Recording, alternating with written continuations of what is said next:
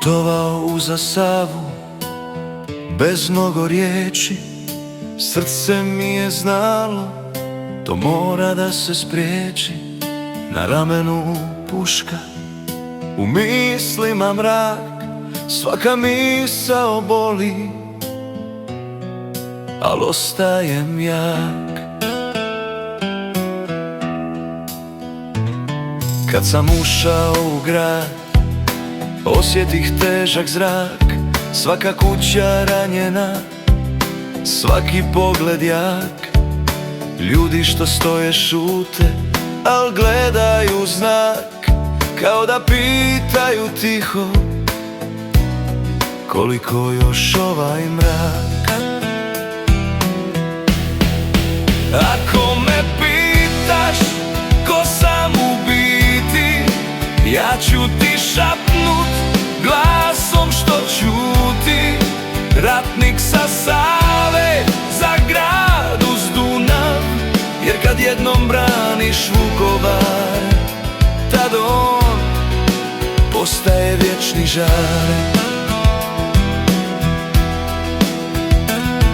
Prvi put uzeh pušku, al srce mi zadrhta tad, jer tek sam u ruševinama vidio što znači rat.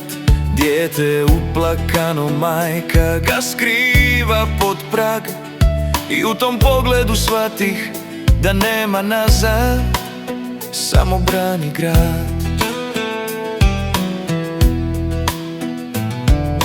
Noći su bile duge, granate paraju zrak, svaki šum me trzne, al učim ne pokazat strah. Uz braću u rovu dišem isti mrak, i prvi put osjetih u zajedništvu postajem jak.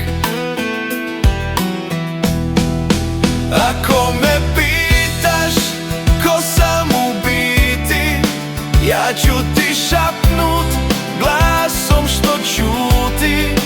Ratnik sa Save, za grad uz Dunav, jer kad jednom braniš Vukovar, tad on postaje vječni žar. Ako me pitaš ko sam u biti, ja ću ti šapnut glasom što čuti. Ratnik sa Save, za grad uz Dunav, jer kad jednom braniš Vukovar, tad on postaje vječni žar.